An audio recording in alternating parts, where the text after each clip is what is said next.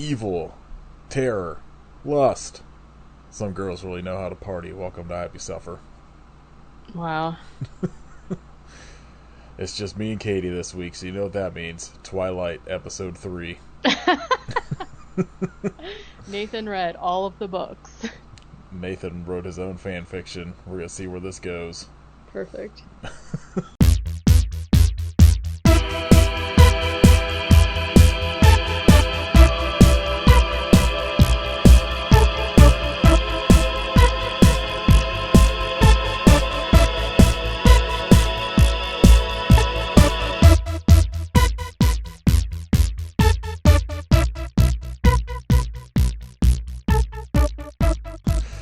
This is episode 304 of Happy Suffer. I'm Nathan. Wow, I'm Katie. I forgot to look up people's names in this movie. Kit's not here. We had a scheduling conflict, so instead of Deadly Mile High Club, which will be next week, we kind of haphazardly picked a sort of Pride Month episode. We were going to talk about Elvira's Haunted Hills, because fuck it, might as well get the other Elvira movie done since we did the first one. Sure. First one, very good. This one, not great. I still like it, because I like Elvira, but it is like far, far worse than Elvira, Mistress of the Dark. Yes. I mean, I'd seen this before. I have a soft spot for it because I think I saw this first. I think. And like I like the sort of like campy take on like Vincent Price movies and sort of like the old gothic castle horror movies. But I think it's just like I don't know. It's like not like a worse written movie, but I just think like putting Elvira all of a sudden in like what seems to be like the 1800s. The 1800s? Like, I was so confused about that. It's very weird. Yeah. And like, oh wow, I didn't realize this was 2001. It seems like very past the point. Yeah, that's like 13 years after Mistress of the Dark. Yeah. And so, like, it's just kind of like it's got a very weird feel to it.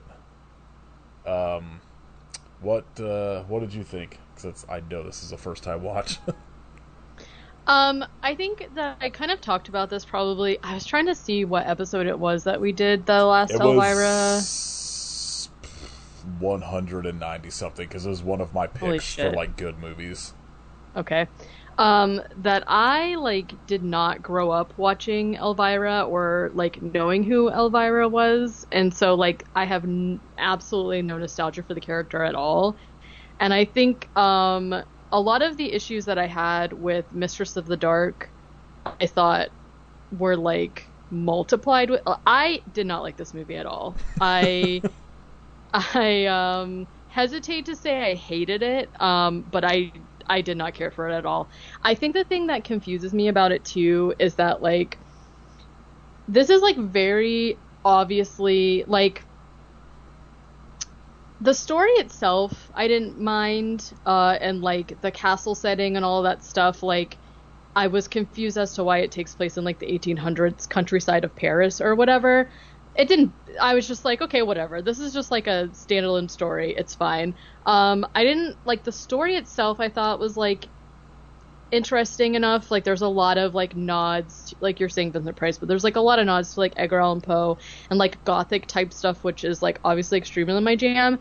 The thing that I just like doesn't work for me is like the overt slapstickiness of the comedy, because like the slapstick stuff is extremely like comedy that you would see in like kids stuff, like what are those the Three Stooges, kind of like, so like, but it's not for kids, I guess is what I'm saying. The thing about Cassandra Peterson is she was in the Groundlings comedy troupe with like Paul Rubens. Okay. All So right. like her background is from comedy, which is like, so like I agree with what you're saying for the most part. Like well, like because like there's like some pretty slapsticky stuff in the first movie, but I think the first movie overall is like written much better. Yeah. And like I think you could do, like if you wanted to do a story where it's like Elvira in like the 1800s, like I think you could do that, but I think it still needs to be sort of like the same story that the first movie is, where it's like she's in this town of repressed people and is like, you know, slowly turning, you know, the weirdo that's making the town better for being there. Mm-hmm. And like, I don't know, this is just like the entire plot is, well, she looks like this dead Yeah, wife like of it this guy that's crazy, and everything that's happening kind of like has nothing to do with her. It's just like happenstance that she's there. And so I think like if they would have tied the story in, maybe like have her have actually been like a descendant or something, like I don't know. yeah, But it's a movie where like I like her in it, and I like um I can't think of her quote unquote assistant's name. Zuzu. Zuzu, Like I yeah. like her, and then everyone else I'm like, I don't give a fuck about any of these characters. Yeah. They're all kind of boring, and like I don't You give a don't care shit. about Dr. Bradley? No. When he like I will say when he at the end turns out like he is pretending to be this like esteemed psychiatrist, so he's like, oh, naturally. And he's like talking all like high English for some reason, and then once you figure out like the twist of the movie, he's just like, oi, let's go, governor. And I was like, wow, sir. Um but yeah, I mean, and it's like a lot of, obviously it's Elvira's shtick that she's got like huge boobs, and so they like a lot of the comedy is around her boobs, like people accidentally having to grab her boobs and shit like that, and then like her stuff about her being like promiscuous or whatever, which as you know is just like not funny to me Well, at all. it works much better in the first movie, where it's like, again, it's like her in this like town of like wildly repressed people. And Right. so like This I is think the jokes in the first one work so much better because it's that shit, where it's like the, you know, the joke of like the thing hits her in the head, and that guy's like, "Oh, how's your head?" She's like, "I haven't had any complaints," or whatever. Like that joke is right. perfect in that movie. Like all, like a lot of the jokes around that in this, I'm just like, okay, I guess. It doesn't make any sense. It's not like right. It doesn't feel clever to me in any way. And Like also, I do appreciate though that, you know, fucking 20 years later or whatever it was, that she came out as gay and built her entire career as like a gay woman on like getting fucking dudes to like like buy shit because she has huge boobs. sure. And We like we we I I don't have any yeah, I any know. qualms with Cassandra Peterson. I think she's great. Like I think I think I don't know. This was just like a weird one for me. Yeah, I felt I mean, I don't disagree with you. Like I have the nostalgia for it, yeah. but like I there it's not good. I think it like really to me feels that somebody wrote this movie and then was like, "Oh, we have this movie, but we don't have a star." And then somebody was like, "Oh, let's make it an Elvira movie." And then they just like put in a bunch of boob jokes. Well, from what I understand, like she very specifically wanted to make a movie that was like it's like a very specifically like an old Vincent Price movie, like a spoof Hmm. of those or whatever. And like she did, I just don't think whoever wrote it wrote a good version of that. Like I think it would have been awesome if this movie was like straight up Elvira like in this castle, and it's just like all of this sort of like Edgar Allan Poe shit that you get at the end, but like the whole time. Yeah, Like it does. almost like It does it was, credit her as being the original writer. yeah. I assume she like it's more that like she has the idea, and then they probably were just like, well, let's add like more jokes to it. But Yeah, like if this was like House on Haunted Hill with just Elvira, I would sure. fucking love the shit out of that. But it's just like, Yeah, yeah, I don't know. It's just like, I think it most of, like I said, like it comes down to me is like it's all of the other characters. Like I just don't give a shit about except Roxanne, who is played by Heather Hopper. Which every time I've watched this, I was like, I don't know why she looks familiar, and then I finally looked it up this time watching it, and she was Nikki on Good Morning Miss Bliss, the pre-Saved by the Bell season. ugh, I That did not care broke for my her. fucking brain. That is pretty funny though. Yeah, so like overall, not the best. I Overall, still stay in Elvira. I ended up watching people uploaded on YouTube her MTV Halloween specials, yeah, and I was like, just started watching those. I was like, this rocks. I don't care about any of the music videos because all of the bands she plays are terrible. But I was like, it's pretty fun to like essentially be watching like 1986 2 hours of TV. yeah, for That was sure. fun. I was trying to find, because like Letterbox, people will add kind of like weird TV specials and shit. And apparently there's like she made a pilot for just a straight up like Elvira sitcom that is on there Hmm. that I really want to watch and stuff like that. So I'm like, I think I might try to watch some of that stuff this week.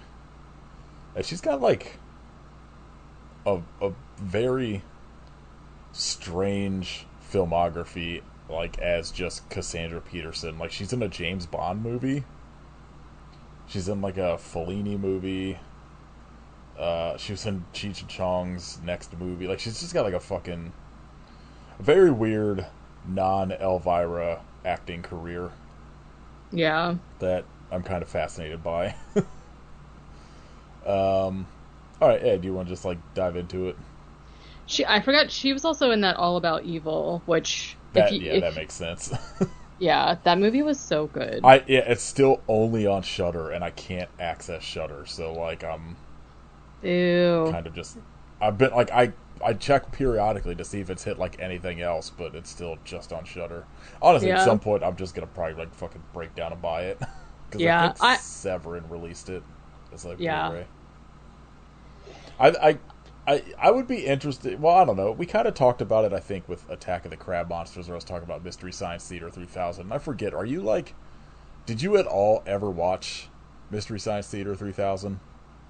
No, I mean like I'm aware of it Sure, obviously, but I didn't really know. I didn't really watch it. I like didn't have a lot of TV growing up, so like I that's fair. missed yeah, I missed a lot of stuff. Like obviously I watched Nickelodeon because Yeah, duh.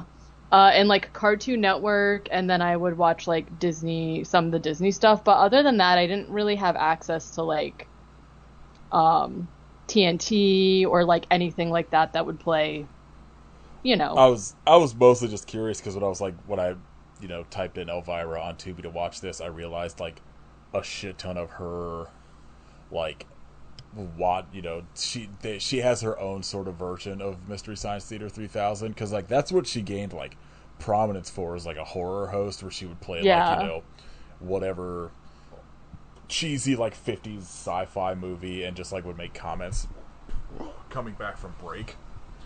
But like they have a bunch of those on Tubi where it's just her popping in while the movie plays and like making comments about stuff that yeah, I'm about to watch. yeah. Getting I mean, ready for Halloween in fucking July. listen, I'm down. I'm down with it. It's essentially October, so don't even worry about it.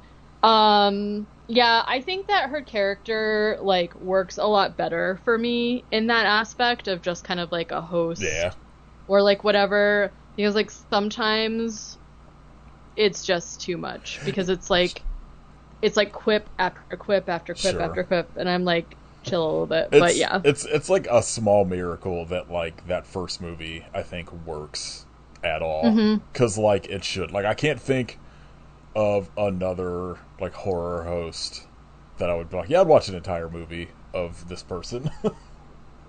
I mean, I only really know her and Jim Bob or whatever, Oh, so Joe I Bob. don't. That's not going to work for me. There's like, I mean, there's like Vampira before Elvira. Oh, sure, Like, sure. there's one now that I watch. Oh, I used to watch. Now I don't have like any sort of. When I had like antenna TV, like Sven from Chicago would be on, Oh, and like he's pretty fun because it's like extra like cheap looking, so it's hmm. got this like very fun like cheap factor to it, and he was fun, but like yeah, I can't really think of any other ones that I would be like, I'm gonna watch an entire hour 40-minute movie of this guy just doing something. Yeah, and I mean, like, I feel like that kind of thing. Like, obviously, there are still people doing that sort of thing, but I feel like it is definitely like a thing of the past to have like a person be like a host that people are like really like into, Yeah. because now it's like anybody can just put their fucking face online and be like, there's this movie I'm watching, or like, whatever. So it's like really kind of like the market is flooded with people trying to like add their commentary, do whatever. And so there's like not a lot of space for people who are like, not to say like people aren't like knowledgeable, but they're not like reputable people in the industry really, because like some people try, like fucking Eli Roth obviously like hosts whatever that show was or whatever, but it's like, who wants to, like, who cares about him? Do you know what I To mean? apparently a Like lot of it was people, like unfortunately. it was like him and Rob Zombie or whatever, which like fair but they're not people that I want to be listening to, So, and they're like representative of a specific demographic, if you know what I mean. the thing So about like, Rob Zombie that drives me crazy is I would listen to him talk about horror movies for fucking days. I just don't want to see him make them. yeah, I mean, fair. Because he, like, Eli Roth just seems like a massive piece of shit all the way around, Sure, no yeah. matter what. Like, Rob Zombie seems like a pretty fucking cool dude. I just hate his fucking movies. Yeah. And, like, they just make him, just let him be a horror host. Just Rob Zombie, the horror host. I Yeah. don't know. That was like kind of the thing with Sven that I liked, is that like he wasn't like, he's not trying to be like a fucking internet dude. He's not trying to do like his show Hmm. on YouTube.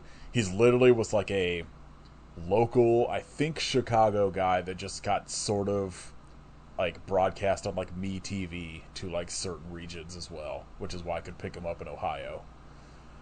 And yeah, I don't know. I find that kind of fun that there's still something out there. And I'm sure there's probably more sort of local access, regional ones in people's Yeah. areas, but like I thought it was like, I remember like stumbling across it one night cuz like we had just like an antenna set up on the TV for like if there was like a, living in like fucking Tornado Alley and shit or whatever in Ohio, that like if there was some sort of thing coming, we could like just pop on like the antenna TV for like local news to see what the fuck was going on. Yeah. And just kind of like flipping through channels every once in a while and just being like, oh, weird. There's just like some dude playing Godzilla versus Mothra at like 2 a.m. and being a fucking weirdo. God bless the horror Sure. hosts. Yeah. I mean, and I feel like they're definitely like, I don't know.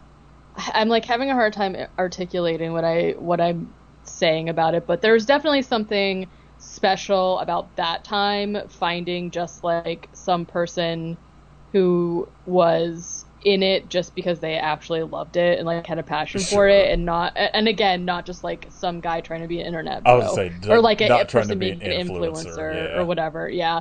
And it felt like maybe it just felt like more special, I guess. And especially like when you're younger, it is like, and you're trying to like learn more stuff, and it just feels like a normal person being like trying to help you out or whatever. You know what I mean? Oh yeah, like it's the type of thing that could like literally like make your taste in movies or like humor or whatever if you find that at like the right age.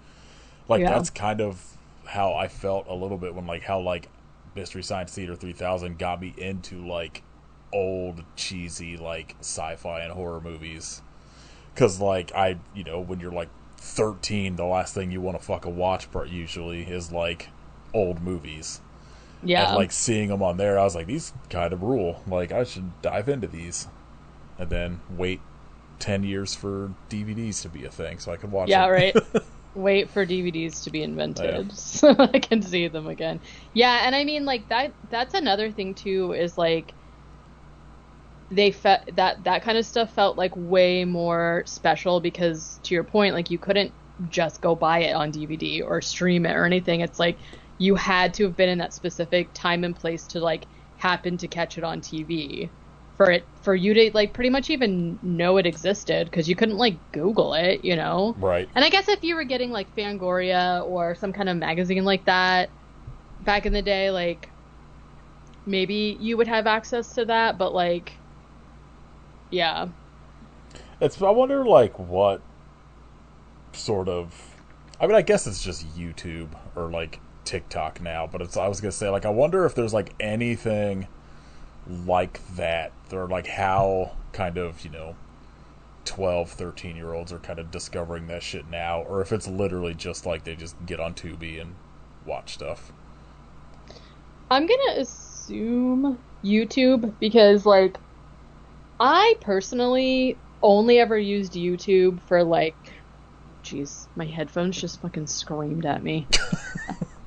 I don't know why she does that. She scares the shit out of me. It's like 10 times louder than like your voice.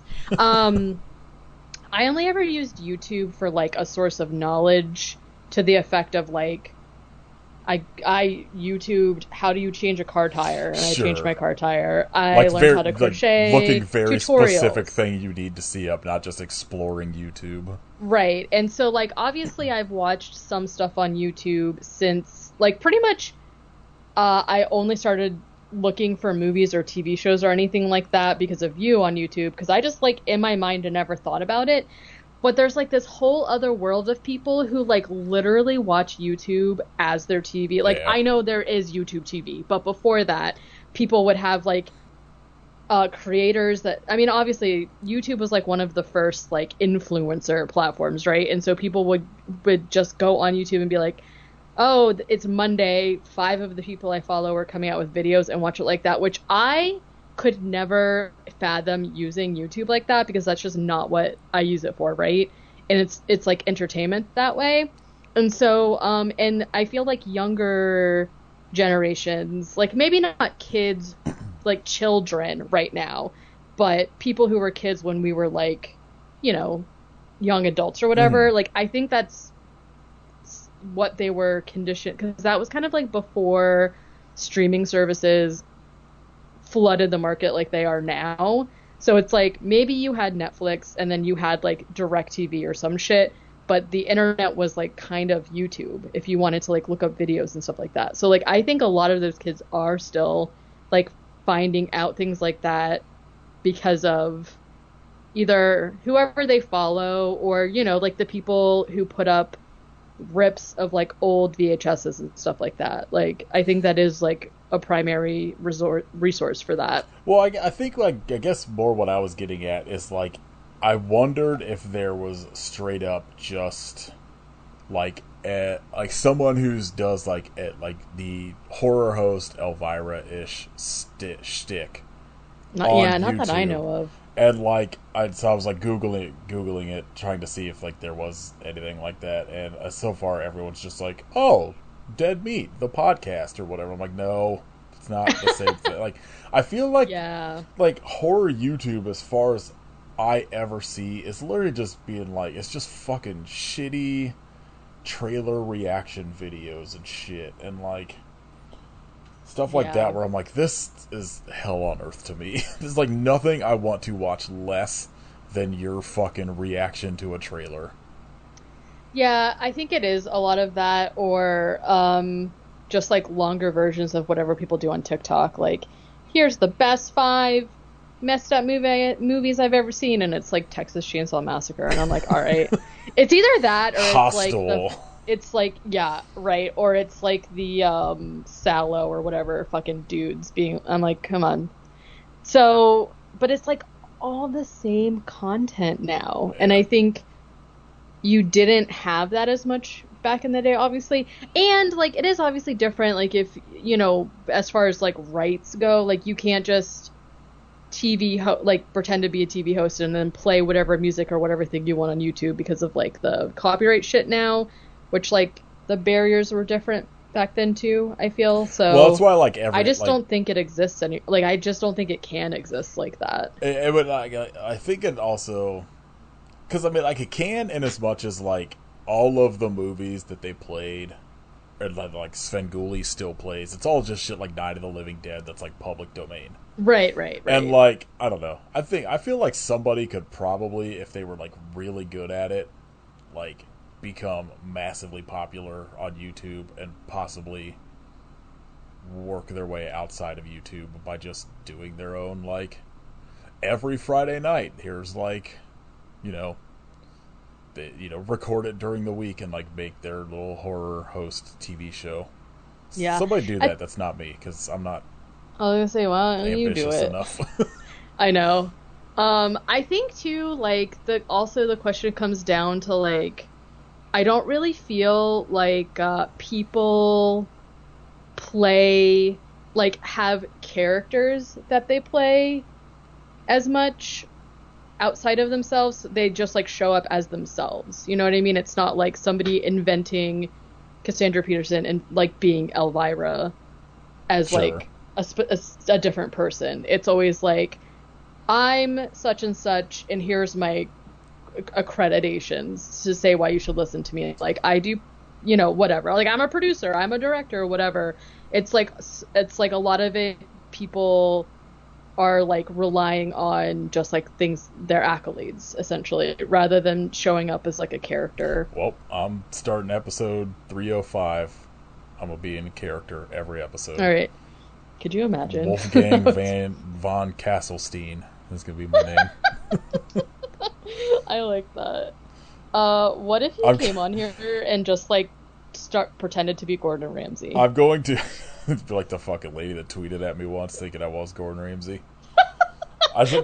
Next week I should just straight up, like, put on, like, a weird Transylvanian accent the whole episode and, like, introduce myself as that and just not tell Kit. Can you right now try a Castlevania accent? I absolutely cannot. That's, like, the one thing I just fucking cannot do accent or, like, voice work at all. Yeah. That's hilarious. Okay, I love that for you. Wolfgang von Kasselstein. Yeah. Alright. Let's pass on into the netherworld that is Elvira's Haunted Hills. What a perfect title. I was also for some reason I thought the movie was called Elvira's Hollywood Hills, and I was like, maybe that's why I was really confused as to why it's like the 1800s. I was like going to Paris. Well, and she does make it. I did find one joke in this movie funny, like, clever funny, and it's when there's, like, essentially in this setting of this movie, there's, like, one of the gothic tropes going on throughout this whole thing where the literal, like, family line and, like, familial estate is, like, crumbling under, like, the curse of whatever. And so there's, like, all of these, like, quote unquote earthquakes. 'Cause I'm from California. And she's like, I'm used to it, I'm from California, which I found very funny because it's like, California, number one, they don't know what that is, and number two, I don't know when California existed, but it probably wasn't 1862 or whatever the fuck. So that I found funny because it's like, it to me was clever because, like, you know who Elvira is and she's contemporary, but she's not in this, so, like, I found that funny, but everything else I was like, meh.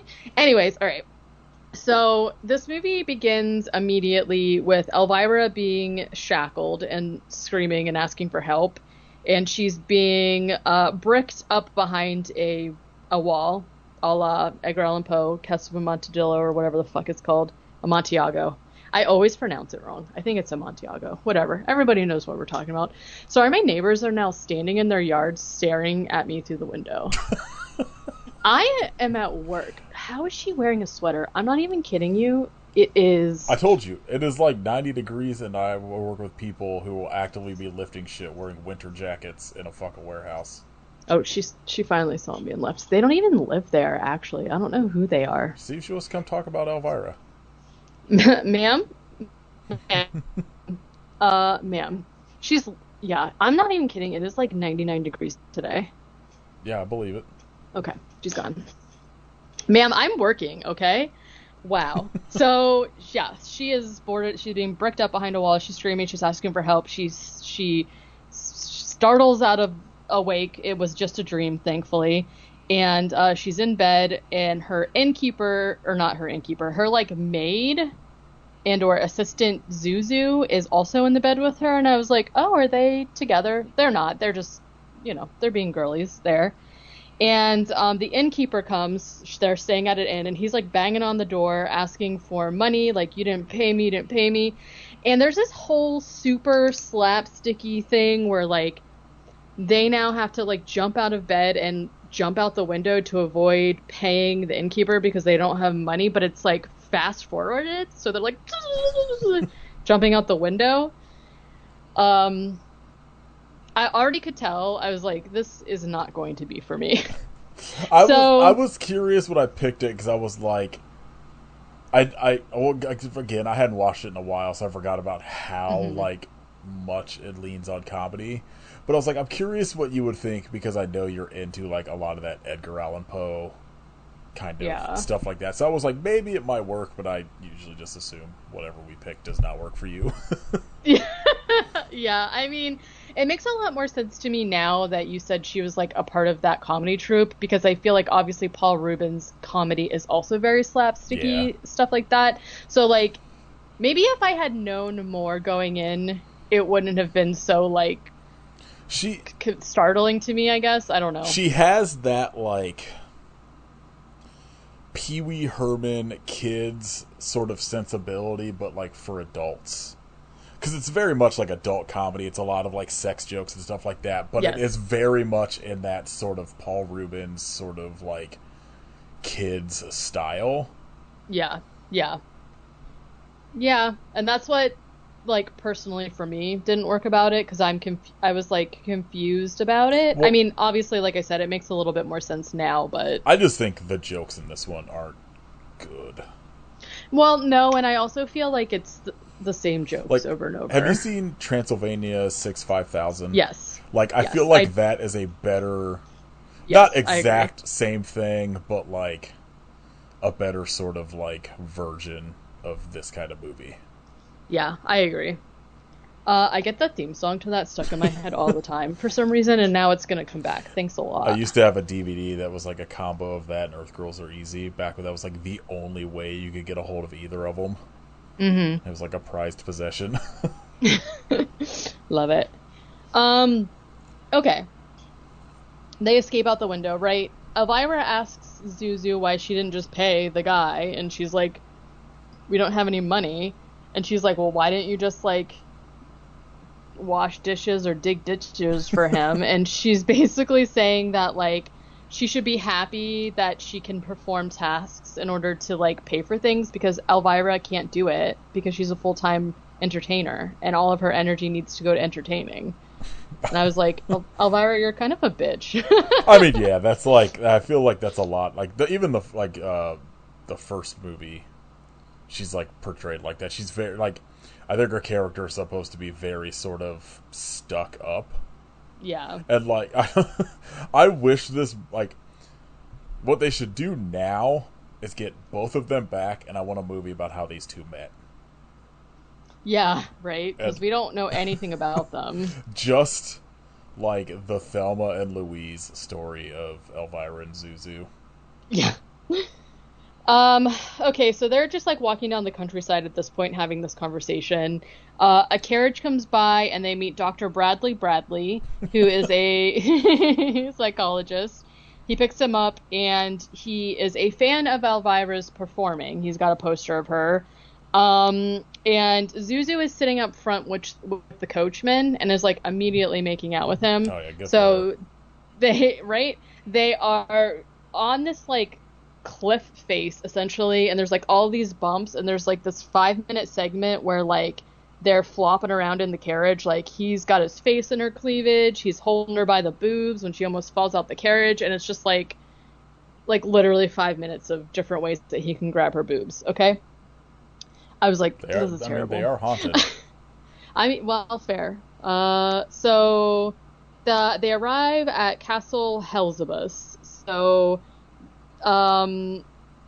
they also, like, I understand where the joke came from, but they did this recurring thing where people would just scream at the top of their lungs as if they were startled by each other.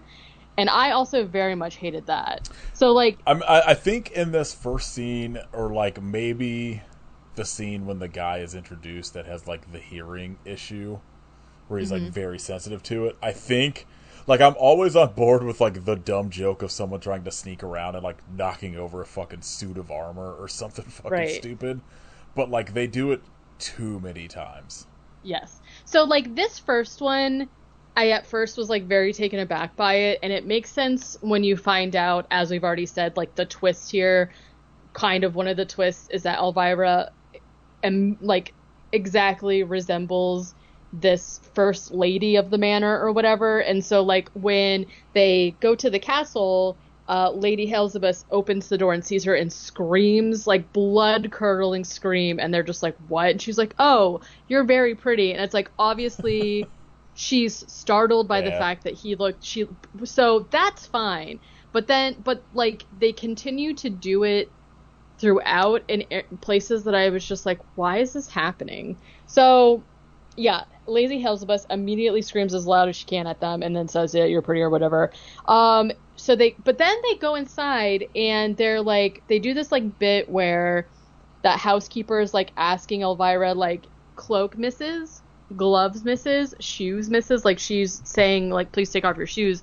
And there's this whole thing about how the Lord of the Manor, Vladimir Helzibus, has some kind of like acute sensory disorder where like he can't see in bright light very well. He's like very sensitive to bright lights, and he's also sensitive to sound. And I'm like, you just literally screamed at the top of your lungs though, and now you're telling them that they can't wear their shoes, which seems crazy. So there's like, I need you real quick to get on Letterboxd and look at the filmography of the director of this movie and tell me if you've seen any of these movies. And you will know why as soon as you see his filmography. Sam Irwin. Irvin. Oh. Yes. My Santa. I feel like that's kind of a popular one I have seen. I think I've seen Check Into Christmas. I've seen Naughty and Nice for sure because it's got Haley Duff in it. Great. And have you seen Engaged to a Psycho? No. Or Seduced by My Neighbor? I've also seen A Very Cool Christmas. Sci-Fi Slaughter? Mm-mm. Oh, he's got one called Mile High Escorts. I'm in. Only care Homecoming Revenge. I only care about these movies if they're mile high. So this is confusing to me because this movie is called The World of Gods and Monsters, A Journey with James Whale, and the cover photo is just a shirtless photo of a young Brendan Fraser. Yeah, I mean, is that Brendan Fraser? Oh, yeah. I don't know, I can't tell from the little this screen. is just like a documentary about the making of a movie. Okay. I still feel like that's a weird thing to have picked as your... I think Letterboxd pulls their stuff from, it's not IMDb, but it's like something like that, like just the movie database or some shit. And so it's like whatever somebody uploaded on there. Yeah. Brendan Fraser stan, definitely. Seduced by My Neighbor. Yeah, I love this one called The Wrong Neighbor, and the font is the same as like the Hunger Games. So yes, I have seen some of them. Ooh, Hidden Family Secrets sounds good. I've had this Out There movie that's like kind of towards the top of his thing in my wish list for so long, and I've yet to watch it. Or my watch list, I mean. Oh. I think it was like for a long time it wasn't on anything, and now it's on Tubi. I need to actually like watch it. I'm assuming it's Hmm. terrible. This seems very familiar to me, but I don't know. We'll have to see. Interesting. Okay. Well, Sam Irwin, not Steve Irwin, Or Steve Irwin Irvin produced still. My Santa. Okay. Yeah, okay. So they ask her to take off her shoes. There's this whole scene where, they've just told her to be quiet, and she basically like tries to take off her shoes but like knocks over a vase, and then Zuzu like knocks her head into a gong, and they knock over like a suit of armor, and they knock over a guy carrying like a tray of brass teacups and shit, and it just like goes on, right? Zuzu is legit like maybe the only funny person in this movie. I feel like everything she does is pretty funny, and then everyone else is kind of like not great. Like, all right, yeah.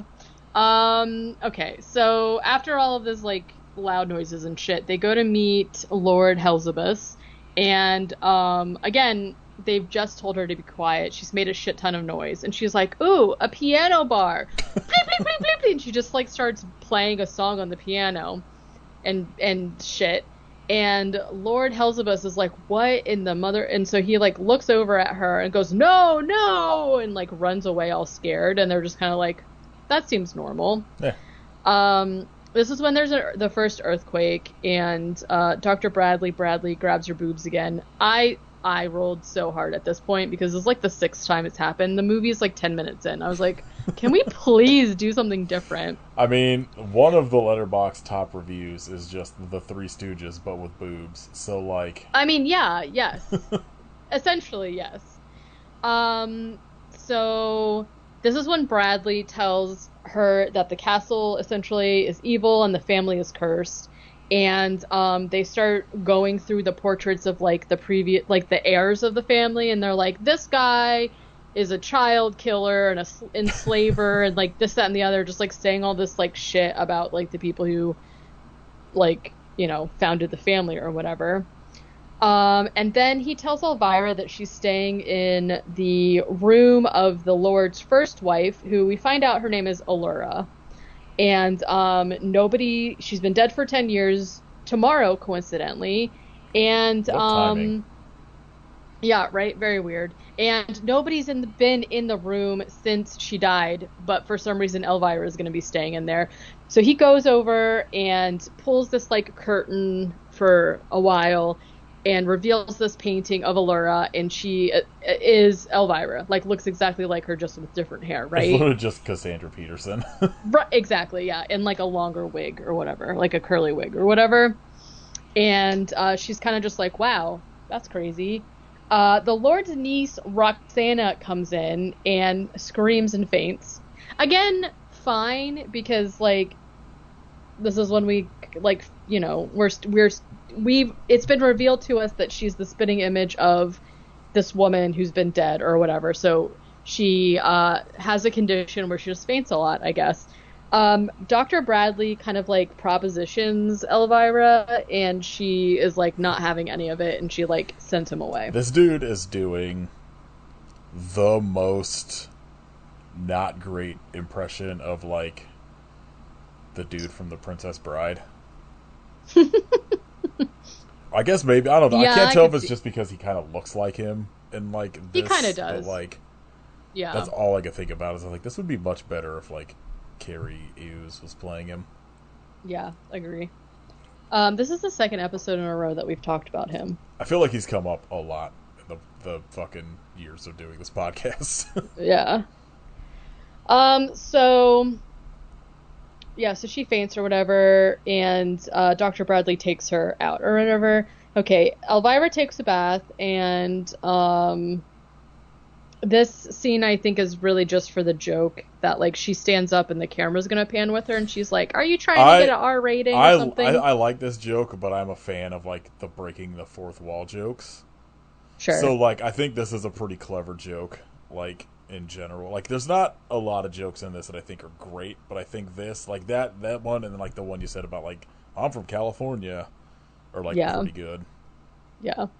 So, so she hears like a noise. She gets out of the bath. She makes that joke or whatever. She gets dressed and she's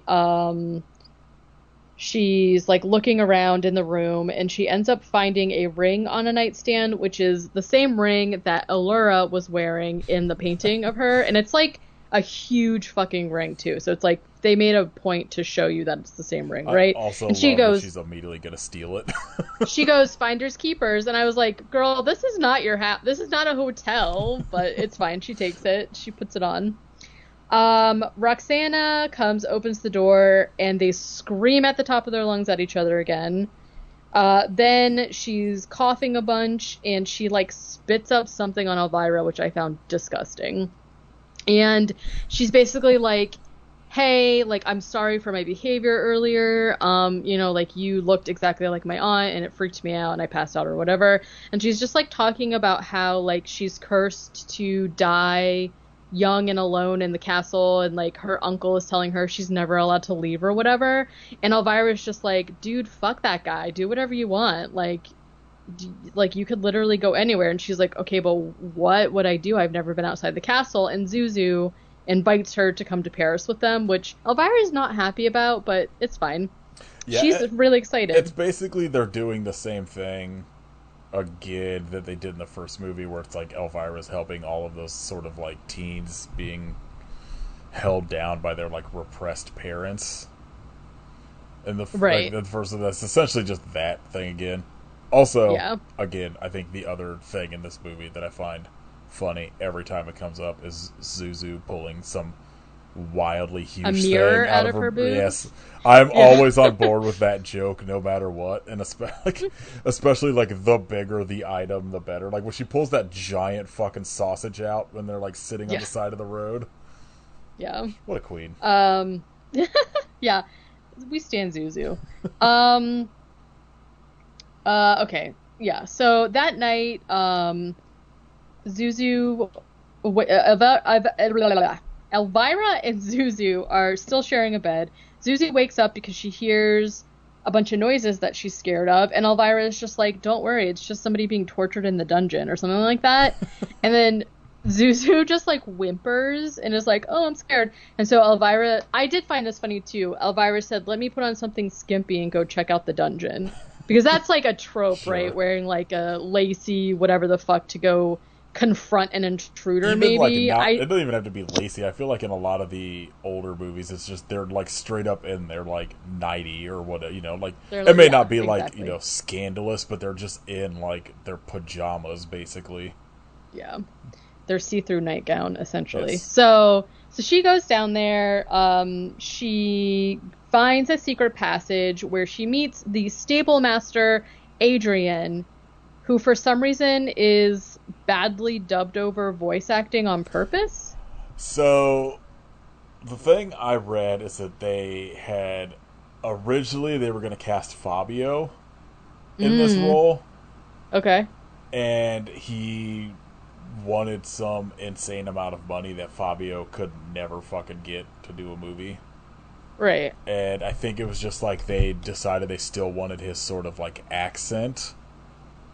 And I think it's also like a joke on like kind of the bad dubbing of like older movies. Sure. I'm so glad Fabio was not in this movie. Yeah, that would be kind of weird to me. Because like Elvira does make a joke about the dubbing. She's like, how is he doing that? So like it's obvious to us that they did it on purpose. I just wasn't really sure. So the role of Adrian, the stable stud, was written to be portrayed by Fabio, who wanted more money than producers could afford. They hired Romanian Gabby Andronacci for his looks, but he couldn't speak a word of English. It was quickly decided to dub in an English voice as a parody of the badly dubbed movies that Cassandra Peterson had grown up watching, though she wasn't sure that gag would work until her friend Rob Paulson started recording his ad-libbed voiceover many months later. Okay. Which, like, I like that joke. It's just, it runs its course, maybe a Yeah, little bit. Like I think he could have shown up maybe one or two less times than he does. But like I'm always a fan, especially as somebody that watches a shit ton of Italian movies. I'm on board with sure. terrible dubbing. Yeah. Your King Bob again, stand out. Yes, the king. So, I actually recently just got so Vinegar Syndrome like partnered with this group that used to make like horror comics back in the, they would make like comic book adaptations of horror movies. So like the and I think they'd went out of business, and Vinegar Syndrome has been like repressing them, and they're going to start doing like new ones. And the first one they did was like Zombie, Fulci's Zombie, and then they did the movie Maniac, and like they wrote a sequel to it on their own. And then the one I got this month is House by the Cemetery, and I'm like dying to get around to reading it because I'm hoping there's some sort of like there's got to be something in there about like Bob's voice. I'm hoping. yeah, that's cool. Okay.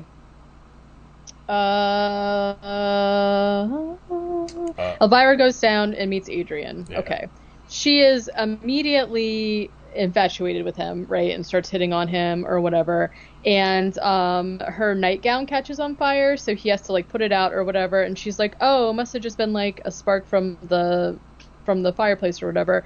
And he's just basically just like, "No, it's like the curse on the house. Like, you're not safe here. You should leave." And this is when he reveals that Hellzebus's first wife actually died by suicide because of the curse. And this is before he can tell her anymore. The current Lady Hellzebus starts coming down because Adrian's like, "I come here to read books, but like I'm not supposed to be here, so like don't tell anybody you found me here." When they hear the footsteps, he runs away and hides. Right? Okay. The next morning, Elvira is they're planning to leave, and she falls down the stairs with her luggage for some reason, and they discover that the carriage that was supposed to take them to Paris is missing, because I did also find this continuous joke very funny. It's the 1800s, so people in the outside villages are suffering from the plague, and Elvira acts like this is really just, it's putting her out that the doctor had to go like attend to people in the village that are sick with the plague. Yeah. And like can't believe it, which I actually found pretty funny. Like I kind of wish like they dealt or did more jokes, like less about it being like, you know, sort of like Vincent Price gothic horror stuff, and more of just like her, like it almost would have been more fun, I think, if this movie was a time travel movie. Yeah, Where like I agree, she could, actually. yeah, like just be modern, like because they try to do it where it's like it's clearly modern day Elvira, but like I wish they leaned heavier into like her being out of place in like a time period. Yeah. I actually think that would fix probably a lot of the issues this movie has for me. Because, yeah, like, the writing of Elvira herself, there's almost nothing period piece about her, that they just, like, stuck her in the story. So, like, that would have made so much sense.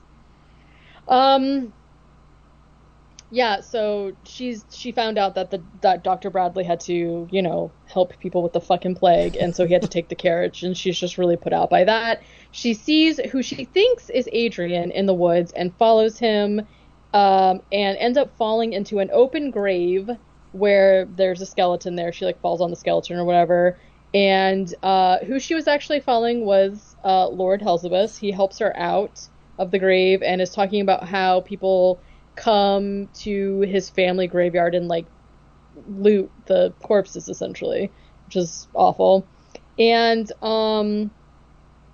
he starts talking, they see Alora's grave, and he starts talking about like what he remembers about her, which is that like they got, and then when you find out like the timeline about what happens with these people, I was like, this makes no sense. Like, essentially, they get married, they move into the castle, and immediately a darkness befalls her, right? And she takes to her bed, and he's like, I tried everything to cheer her up. And then in the flashback, it's just like him poorly doing like mime jokes. And she's like yawning dramatically at him, like pretending like he's in a box or whatever. It was very goofy. I don't know what women want if not that. If not mime jokes. Yeah. And it's the 1800s. What else do you want? Just than somebody putting on a show for you. That's fair, honestly. And maybe a hoop and stick. You're gonna just a stick and a hoop to play with. Yep. Just a fucking like it's just her to run by with your stick and clickety clack. Her playing jacks by herself. Yeah, exactly. With like a uranium marble or some shit. She died of fucking radiation poisoning from a fucking marble. Yeah. Okay. So like he's like, yeah, she fell to her bedside. She was horribly depressed. She started following, like, she's essentially like, what's it called? He thinks that she's like sleepwalking at night, following the voices of the damned or some shit that are whispering to her in the house. Which again, this is like all extremely gothic horror-y, which I think is great. They're like showing her running around in like this humongous like gown, whatever. And yeah, she started wandering the castle till one day she just jumped out a fucking window. It's the thing is like I like this stuff. Like it's one of those like. I think they just couldn't find a good middle ground for what this movie should have been. And I think, like, they either should have leaned heavier into the gothic horror stuff or, like we said, like, made it where it's, like, Elvira, like, out of place, out of time. Yeah. And, like, they just couldn't, I don't know, like, I feel like there's a good movie, like, a really good movie in here. They just...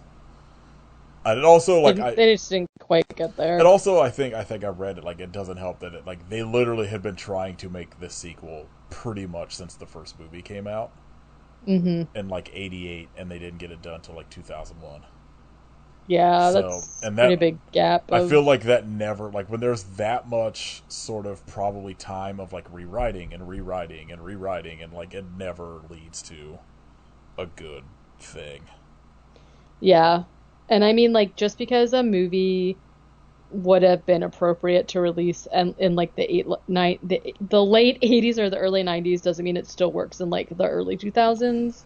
Well, I think there's a thing too with like comedy specifically that like the more like you reach a point where you rewrite so much that like you kind of lose what the joke could have been. If that makes sense, like yeah, for sure. Like I don't know, I feel like they like you especially like something like this where like they probably had very good jokes for the time, and then it's just like there was like a whole thing about like the '90s and like early 2000s that just kind of like humor was so very specifically bad. I think in like a good portion of the late '90s, early 2000s, at least for me, that like. They probably had to rewrite stuff to like fit more with the time this was coming out than it probably would have if they had just made straight up like the script from like 1990 or whatever they wanted to do. Yeah. Because I just think about how much of like this was like that peak era where I was like I fucking hated all of the comedy movies coming out. Yeah. Hot Rod had not saved comedy yet. Not yet. We were still waiting. Okay, yeah, so he tells the story about how she jumped out the window. Okay. Where did I even write that? Where am I? Okay. They were, and this is when they reveal that him and Elvira were only married for a year. And he finally notices the resemblance between Elvira and Elvira, and he like freaks the fuck out and like grabs her, and then it starts this like run-on joke thing where whenever he's acting crazy, she just like knees him in the nuts, and it like wakes him back up. I mean, or like makes him come to his senses, and he's like, "What happened?" She's like, "You tripped." Okay. do they show Elvira as like? Oh no, never mind. It's Cassandra Peterson. Never mind. I'm stupid. Yeah. Because like I was like a real failed opportunity. Because the dude is the butler from Rocky Horror Picture Show, and I was like real failed opportunity not casting whatever the actress's name that plays the maid. Tim Curry. Yeah, Meatloaf. But then I was like, wait, I'm dumb. It's Cassandra Peterson. Yeah. I do love that like old trope in movies too, where it's like somebody is an heir and they're like, oh, you're the spitting image, and it's just like the same actor, because like nobody actually looks that much like a descendant, like identical. You know what I mean? Like Right. that doesn't exist. Okay. There's like very, very few times where somebody has like the spitting image of like their mother or father or whatever or something. Whoever. Yeah. Okay, so yeah, she knees him in the balls. They come inside, and this was gross, but when I told this joke to Chris, he thought it was very funny. They come inside, and Zuzu, I think, and the lady are like holding this pot, and Elvira tastes it, and she's like, "Oh, it's a little Tabasco-y," and it like she thinks it's soup, and she's like talking about it. That's and they're like, pot. "This is the Lord's chamber pot." But she just tasted diarrhea pea water. Yeah, good joke. No, Chris is right. I was like, "Don't laugh. That was very stupid." I don't know. I like her reaction to it, where she just sort of like sits there and like cannot comprehend. Yeah, as they just walk away. Yeah. Okay, so that night at dinner, there's another earthquake. This is when she makes the joke about being from California. Dr. Bradley is talking about... so stupid. Talking about, like, having treated this old woman in the village who has the plague, who's, like, trying to say, like, he's, like, attending to her like pustule wounds, and she's trying to tell him that she doesn't have the plague, which is like such a grandma thing to do, I feel like. Also timely with or still happening. yeah, and talking about that essentially, and for some reason like he brings up hypnotism, and he's like, have you ever been hypnotized, Elvira? And he hypnotizes her. And for some reason, he tells her to be a very happy little girl, and she does this like baby voice thing that I hated. Then the power goes out, and in her hypnotized state, she starts channeling a spirit, which obviously we find out later is Elvira. But she says, "Weep for Vladimir, I have come to wreak my vengeance." Metal. I love it. Yep. Then, after dinner, like, Elvira has no idea that has just happened, right? After dinner, Helzibus is, like, really upset because this is the day that it's the 10-year anniversary of his wife having jumped out a window, supposedly, and he's just inconsolable. Somebody's at the piano playing a dirge, and Elvira is like, oh, well, maybe the reason you're depressed is because of this shitty music. Let me do something. So she starts singing and playing the piano, singing a song about losing her virginity to a circus orgy, is what I gathered from it. So, you know, there's that. That night... I do like how, like, easily Nikki from Good Morning Miss Bliss just jumps in on the piano and can play this song. Yeah, right. This song that Elvira made up. Exactly. Yeah. That night, Lord Helzibus has a nightmare and sees his wife's ghost in the hallway. Everyone comes out and is like, what's going on? And he finally sees that Elvira is wearing the ring that she stole. And he's like, how can you be wearing that? Elvira was buried with it. I love that, of course. So they decide that they're going to exhume her body, and when they open the coffin, it is empty. The shock of this seemingly kills Roxana. She faints, and they say she's dead. Then they put her in the coffin, right? That night, Elvira sneaks out to the stable to give Adrian a book because he loves books, and what she gives him is the Kama Sutra, of course. And she's like, "Oh, I'll help you learn it or whatever." Like, and I can't really read. She's like, "Well, it's mostly pictures anyway." Yeah. She's like, "Oh, let me introduce you to chapter 1," and she's like starts kissing him or whatever. So they sleep together. That night, Do you think Elvira Zuzu was in the room when this happened? No, only because this is when Zuzu was kidnapped. Oh, that's right. Elvira, but she was sneaking around in the corridor, so she definitely maybe was coming to check out, take a peek, see what's going on. She's kidnapped that night. Elvira has no idea, right? That night, Elvira has a dream about Elura and somebody else sleeping together, and the other person is saying, she's having an affair. This is the revelation, is that Elura's having an affair. They're like, oh, he can't find out. And we see in the dream that somebody comes up behind them, decapitates the man, and shackles and bricks Elura up in the wall. So Elvira has realized that the dream that she had in the beginning was actually her reliving what happened to Elura, and it's happened again, right? So she sneaks back into the castle and steals a key from Lord Helzibus. Meanwhile, Roxana is still alive and climbs out of the coffin, but like shambles behind her as if she is like a zombie type situation, but Elvira has not noticed that Roxana is there. This is when Elvira goes down into the dungeon, discovers Zuzu in a cage, and is like, oh, hey, I didn't even know you were missing, though. And then Lord Helzibus follows her down there and is just like, because she's kind of like, oh, I see you, this dungeon, you're using this dungeon. And he's like, this door hasn't been open in 100 years. Like, I have no idea who could be doing this and who's down here. That's so strange. And this is when Elvira sees the wall that's very clearly been bricked up terribly after, putting someone behind it.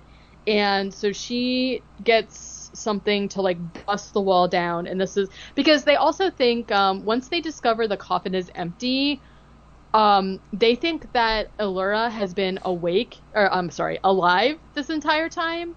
And so Elvira is convinced that like Elura is alive behind the wall for some reason. Like, I don't know how she'd be surviving, but she busts down the wall, and this is where they find Elura's skeleton. But it becomes clear at this point that Elura did not actually jump out a window or die by suicide or like whatever everybody else is saying happened, right?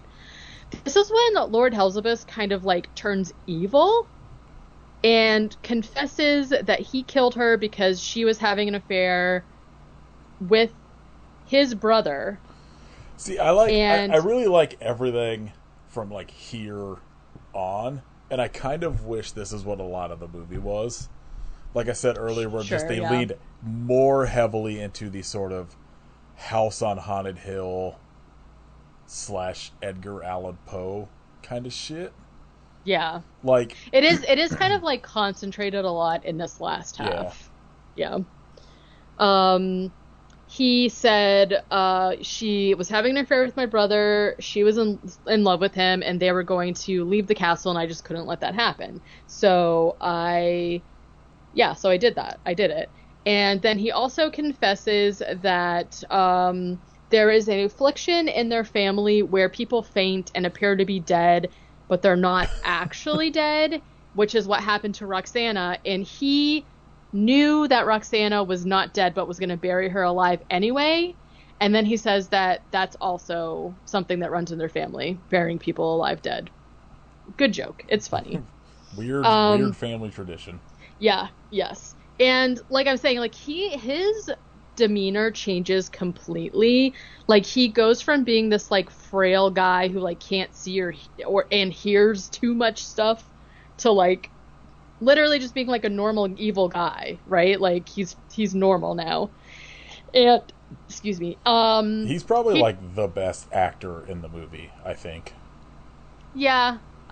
He's pretty good throughout. Like his the joke of him like with the hearing or whatever, like they take it too far, but I think he's pretty good throughout, and I really like his turn into like straight up like 1950s evil bad guy. Yeah, because he even, like, he's normal before, and then when he becomes evil, he's like, I did it, I killed her, and he, like, has this, like, evil villain voice thing that he does. So yeah, I wrote he's evil now. He tries to grab her, like, of course, so, like, because, she can't, she knows everything, and she just, kicks him in the balls again, of course, and runs and hides. He falls on the ground and is, like, stunned by this being kneed in the balls for probably like the 12th time today. I mean, fair. Sure. Elvira hides. This is when Lady Hexibus comes down and is essentially just like, oh, look at you. She's also evil. Reveals that she's having an affair with Dr. Bradley. And this is when Dr. Bradley comes down and is now like a Cockney British guy instead of being just like a upper crust or whatever, which I thought was kind of funny and weird. And essentially it's revealed to us, and like they don't tell us how they were doing this, but it's basically revealed that Lady Hexibus, I don't even remember her first name, and Dr. Bradley were trying to make Vladimir like think he was going insane to the point where they take over. They're essentially just trying to like take control of his family's fortune by making him seem like he can't take care of himself or that he's not like all there cognitively. And so she's like, yeah, we're lovers. There's like this long prolonged like scene of them like making out and stuff where Elvira is like grossed out by it. And she's like, no one will question like the doctor being here to take care of you because they're saying he's not all there. So, like, I don't know if they're trying to say that, like, he was being hypnotized into thinking he was seeing ghosts, into thinking he had all of these, like, ailments or whatever. Like, they don't really elaborate on how they were trying to make him think he was going crazy. But that explains why when Dr. Bradley saw Elvira on the side of the road, was like, oh my god, this is perfect. She looks exactly like Elvira, like, let's bring her to the castle to like really fuck him up. Also doesn't make sense unless he was stalking her because he had like posters of her and shit. He was. I think he was. Oh, I think he okay. literally, I think they don't say this, but the fact that he knew who she was when he picked her up, he like showed her the poster, was like, oh, this is an alluring photo. Like, I think he was trying to get her to the castle somehow. But whatever. I mean, listen, yeah, I'm not saying that it all makes sense either, but I think that's why they put in the poster part of it.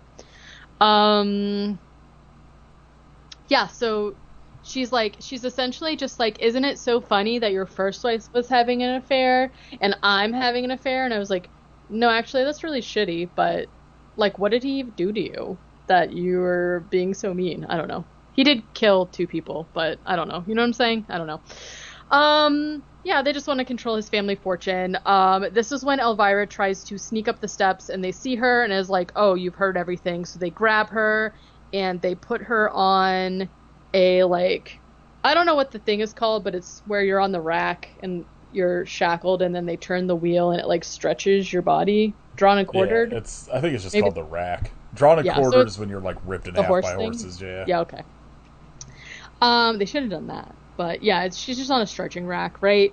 Lord Hexibus wakes up and is in some kind of delusion where he thinks that Dr. Bradley is actually his brother. And he's like, I can't believe, I knew it was you this whole time. Like, I can't believe you were sleeping with my wife. Like, how could you betray me like that? Dr. Bradley's like, oh, no, it's me, Dr. Bradley, isn't it? And so Vladimir essentially just like bangs his head into the wall until he passes out. He sees Lady Hexibus, right? And she's just like, oh, what's going on, dear? Like, none of that was true, whatever. And he is like, bitch, and just like puts her into an Iron Maiden because he thinks that she's Elvira. And she's like, I'm not Elvira, that's Elvira to Elvira. And so he stretches her like arms out on the rack, but then ends up letting her out, and there's this weird CG scene of like her arms being really long, and I was like, what is going on with that? I mean, it doesn't look good, but I like the joke. I just think it kind of looks shitty because it's like 2001 CGI. Insane. Yeah. But she's fine, obviously. Meanwhile, Adrian the stable stud, has returned to the castle with the carriage to take her to Paris. So he comes inside, he's looking for her, and he hears her yelling, like, help, help, like asking for help. So he's like trying to find a way into the dungeon. Lord Hellzibus has a pit in the pendulum situation that he does with her. So she's like laying there and the pendulum swinging, and he's basically just like, being evil. She's able to like,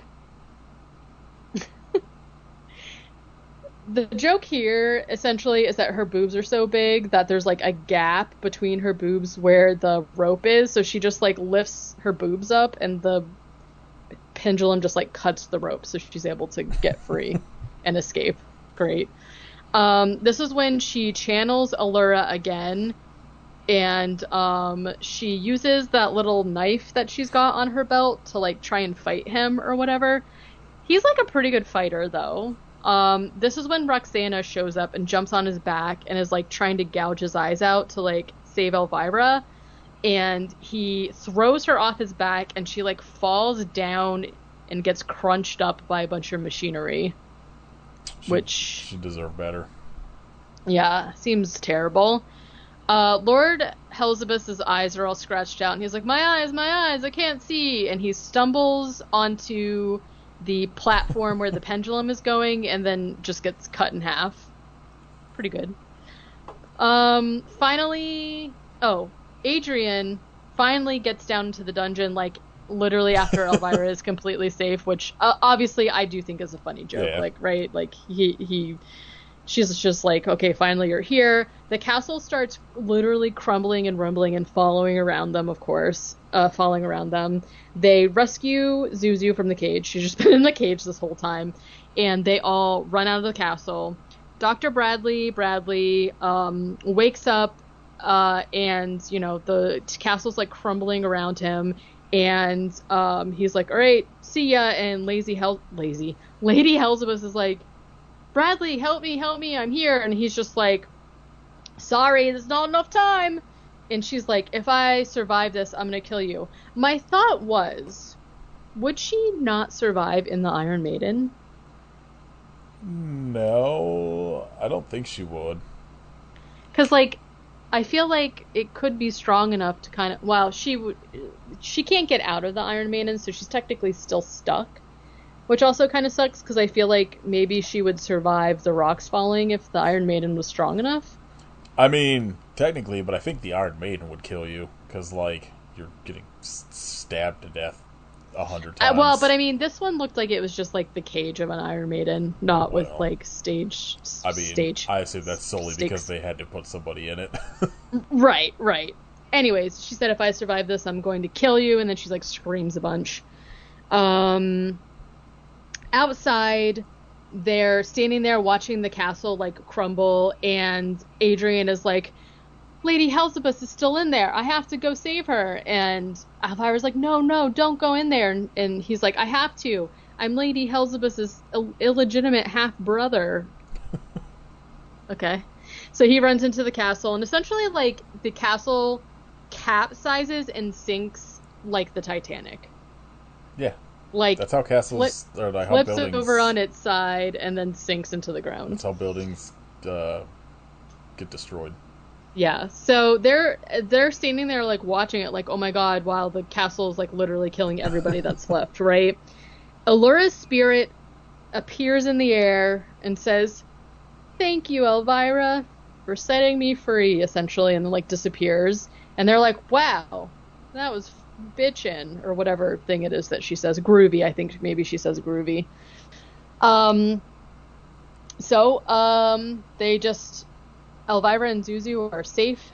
They no longer have any worldly possessions, though, because everything was destroyed in the castle. So they're walking down a road, and Elvira's just like, well, that will teach us to ever accept a ride from a spooky carriage or whatever. So they're walking down the road at night, and another carriage comes by, and Elvira like looks at it, and then Zuzu's like whimpering again as she does, and Elvira's like, okay, let's go. So they get in the carriage, and they are telling the man in the carriage like what happened with the castle, and he's like, oh, that's weird. What did you say the name of the castle was? And they said it's Castle Helzibus, and he's like, well, that's impossible. Castle Helzibus was destroyed 100 years ago. Dun, dun, dun. And they're like, oh! And then it cuts to Lord Helzibus driving the carriage and laughing maniacally. The end. You know what this movie needed? Chris Kattan. Yeah, agree. Chris Kattan as Vladimir Helzibus would have been amazing. Chris Kattan should have played the Fabio character. Oh my god, even better. With like long hair. I love it. Yeah. I love it. I like this movie. It's not the best. But I'll throw it on maybe once every 2 years or so. A lot of time if I'm like, I'll watch like Mistress of the Dark and if I have time I might throw this on. Just as like a little background music or movie. Yeah. I still don't care for it. So. Apparently she toured isn't the right word, but like showed the movie a couple times before like officially premiered at like some like a press tour type thing. Not even like press tour. She just went to like I think AIDS clinics and showed it to like people who like are suffering from AIDS, like in like 2000 or whatever. Mm-hmm. And like was just like, oh, like show to like people dealing with a terrible disease, which is pretty cool. She just in general seems like a very cool person. Yeah. All right. I'd say watch it. It's free on Tubi. Fuck it, watch it. I can't not recommend something that's technically available for free unless the word Amityville is in the title. That's fair. I feel like there was something news-wise I was going to ask you about if you saw it, and now I don't remember what it was. I should really write stuff down. Yeah, keep track of things. Let me see if I can. Anything is ringing a bell. The fuck? God, Instagram's the fucking worst. It's, did you know there was a Gremlins cartoon on Max? Because apparently there's a second season of it coming. Yeah, and for some reason I felt like maybe it was... There was a reason I didn't watch it. Maybe it was computer animated or something. Yeah, I think it's animated, but I don't know if I've seen anything about like how it looks. Like, I think it was computer animated, and I also think that it's like for children. Oh yeah, did we talk about... Not that you can't enjoy it, but like I think it looks very much for kids. Did we talk about how excited we are for a Hostel TV show? Woof. No, I was talking to somebody else about that, actually, because I was like, why? Who's asking for that? Apparently Paul Giamatti. Sir. Oh, I think I was going to ask if you saw, like, are you at all interested in this Welcome to Derry TV show? Because apparently Bill Skarsgård has said he's returning as Pennywise in it. Oh. I am, in a cursory way, like, I feel the same as I feel about Castle Rock, which I very much want to watch. And I've had ample time to do, I just never have. You know what I mean? So, like, I am interested in it, but I don't really know how much I care to actually, like, watch it. Fair. If that makes sense. Yeah. I wasn't sure if it was a thing you, like, had, like, sort of paid attention to the goings-ons of or whatever, you know? Not really, since they kind of, like, announced what it was going to be. I'm just kind of like, well, whatever. That seems like something I maybe will decide at the moment if I'm going to watch it or something. Right. Or, like, when the whole season's out or some shit. Yeah. Alright. Did you watch anything else besides this week? I did. I watched a documentary called The House in Between, which was like supposedly a documentary about like a haunted house, and Steve Gonzalez, who is on Ghost Hunters, was like a director and ended up like showing up to do investigating on it, and it was extremely boring. They just came out with a part 2 for some reason. Like, nothing happened in this house, and they're like, this woman is saying that like she's too scared. She's owned the house. The house is very cool looking, and I'm very much a fan of like, I think one of the reasons I like watching documentaries and or documentaries but like about cults and things like that, or like ghost investigating, is because I like to see the houses. And the house is like very cool to look at because there's like, you know, old photos of it when they, whatever. But like, they're like, this woman has owned this house for 10 years and she's too scared. She doesn't live in it anymore, but she still owns it. And I was like, cool, what's going on there? And essentially nothing. Like, a ball bounced down the stairs, the lights flicker sometimes, and then like she said she saw a shadow person or something, and like that's it. And then she was like, I can't even live here. So now she like rents it out to paranormal people, and there's like these people in the documentary who have been renting out and doing investigations on the house for like 10 years, and they don't have like any evidence. And then it's like this entire movie, the very, very end of it is like they caught evidence of a door open. I'm spoiling it, obviously, who cares? Evidence of like a door opening by itself, literally as like Steve and his team were packing up to go, and that's like the cliffhanger. And I was like, this was just a waste of 81 minutes. Like, nothing happened.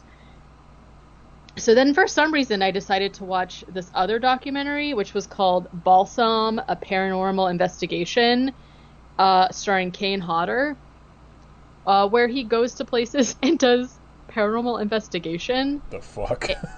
Yeah, and he's done multiple, like, I do remember watching one before, and this one is him going to this, like, really old house in North Carolina. It's, like, one of the oldest still standing, like, original buildings in North Carolina, and it's, again, like, nothing really happened, though, so I was like, this is extremely boring. I love it, and it's just like, it was kind of just like, you know, the novelty of seeing him be the one that's like investigating. Right. And he's essentially just like, I'm really open to having an experience and having something happen, but nothing ever happens to me. And I was like, okay, well. So again, really boring. I continued to punish myself by, for some reason, watching the 2015 remake of Poltergeist. Yeah, wow. It's fucking terrible.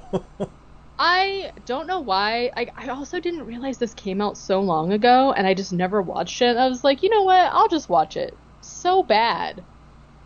What even was going on in that movie? It was bad. Yeah. I mean, the Poltergeist franchise as a whole, outside of the first one, is rough. But that fucking... Yeah. That remake is horrendous.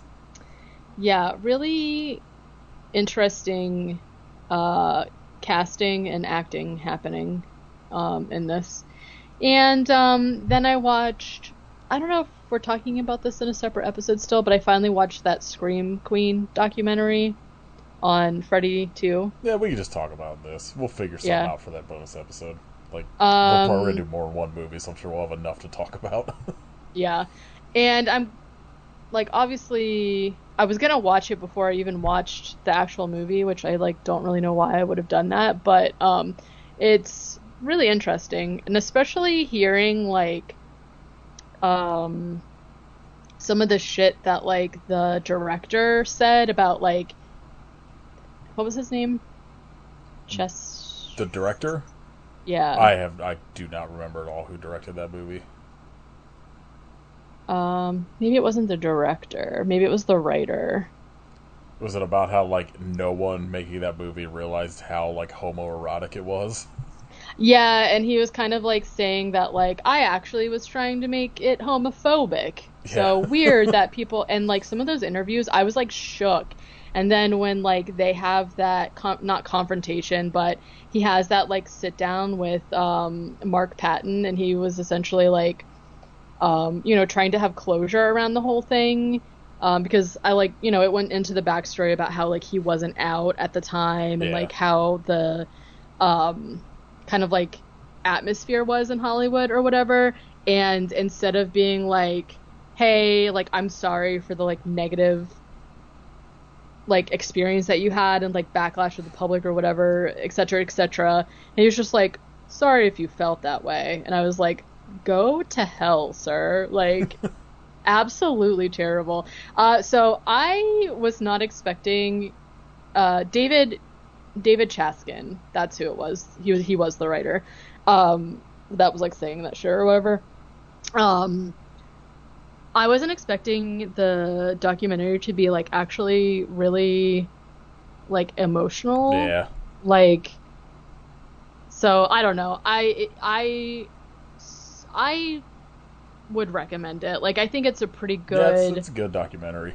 about like the time capsule of the time, and especially if you like, even if you're not like a Nightmare Before Christmas, a Nightmare on Elm Street fan, or like specifically a fan of Nightmare on Elm Street Part Two, I think it's worth watching for just like the commentary on like the queer space and horror and stuff like that. Like, I thought it was like actually pretty good. Yeah. Was that it? Oh, well, of course, we started watching Kitchen Nightmares, Oh, but hell yeah. that's a different podcast, I Yeah, think. that's the. I will talk about that fucking show forever. ABC Kitchen, the best. Okay, and so like, so there is just like a Kitchen Nightmares channel, right, on Freevee or like whatever the free station Yeah, is like that's Pluto, on our TV. Pluto TV has just a straight up Gordon Ramsay channel that'll just play that and like Hell's Kitchen on fucking repeat. Yeah, so like normally we have our like show that we watch for like dinner or before bed or whatever, which is X-Files right now. we're still slugging through X-Files. Holy shit. And sometimes we're just like not wanting to watch like a 40-minute episode of something, so we'll just usually throw on Forged in Fire because we have that channel also. And so for whatever reason, it's never recommended it to us before, but it was like, here's Kitchen Nightmares. And I was like, well, I haven't really watched this before. Like, let's just which also not a great thing to be watching while you're eating. Yeah. I don't know I what I was thinking, always but try to watch it when like we're making food to get ready to eat, and Caitlin's like, absolutely not.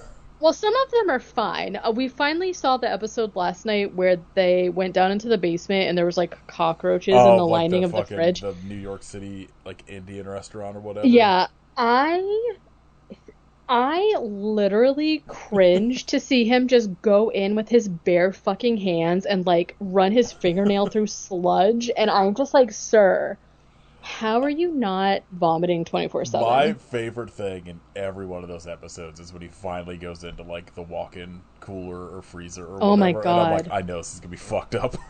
I know Chris is like, I'm kind of scared to eat anywhere now. Oh, I was I like, know. oh my God, I know. But yeah, so we just happened to put it on, and it happened to be the most scandalous episode of Kitchen Nightmares ever, where Gordon, they don't even do the show. He like, it's that ABC Kitchen one. The woman is just so fucking delusional that she's like, that these customers are coming here and being mean to me for no reason, when she's being like a total insane crazy person to them. Well, and then like her husband is like not giving any of the tips. No, Like, he's just and like, keeping all the tips that the waitresses are earning. yeah, keeping the tips from the waitress is right. And then also, like, she thinks everything's fine because whenever somebody returns something because it's fucking gross, he doesn't tell her. He just is like, oh, they're done with their meal and whatever. So she's just insane, right? If I remember correctly, And like her food isn't even necessarily gross. It's just like not good. She doesn't understand like flavors or whatever. Like because she wasn't like a chef. It's not like yeah, gross so like when you see some of the other ones so that he's just getting served like raw old fucking chicken and shit. yeah, that's gross. There was like one episode where like he ordered I don't know, like say he ordered like a chicken shawarma or something, and whatever came to him was like beef or lamb or something. It was like completely a different protein. Like I think the thing was that she was really really good at baking, so he tries her baked goods first, and we're like, oh, these are Yeah. amazing. Like this is so great. This cake is great. Like so, what's the problem? And then she's trying to say, and the criticism was that like number one, she's like a bitch and just abusive, honestly, to customers and the people that worked there. Um, but her food was just like not great, right? And when he confronted her about it, she freaks out, and they essentially he just like leaves, and they don't do like the renovation remake part of it. And Chris and I were like, this is so scandalous. Like, oh my God. And of course, like I don't know if that's the only time it ever happens, but it was the first time. So then after that, like obviously there none of them are like that. Some of them are still crazy, but none of them are like he walks off crazy, you I know? But feel like there might be one other one at least that he's just like, I can't do anything for you. But I can't yeah. remember. There's that's the most probably insane like owners. But I feel like I feel like there's way more wild episodes than that. Those people are just like legitimately out of their mind. But Yeah. there's episodes where he has to straight up shut down the restaurant for like because they will kill somebody if they like Yeah. eat. I don't know. I will talk about that show forever. There's also like a spin-off where he did like I think 2 seasons of Hotel Hell, Yeah, we saw that. We were like, and what? it's so gross. Ugh. Somehow even worse. I just can't even But you also get to imagine, see him in but the shower a bunch in like almost every episode. So he just for some reason is like, I gotta show my fucking butt on TV. wow. So anyways, that's our newest I love it. I endeavor. fucking love that show is so good. Let's see. Uh, I watched Wet Hot American Summer for the first time Oh. because it's like one of Caitlin loves it, and I'd never seen it, despite like featuring a shit ton of people I think are very Yeah. funny, and it was fine. I think everybody's good in it. I just kind of I don't know. The jokes did not all work for me, Hmm. but it's okay. Paul Rudd, very fucking funny in it. Um, I watched 3 movies on Tubi under the LGBTQ community category. Just kind of the first 3 horror movies I stumbled across.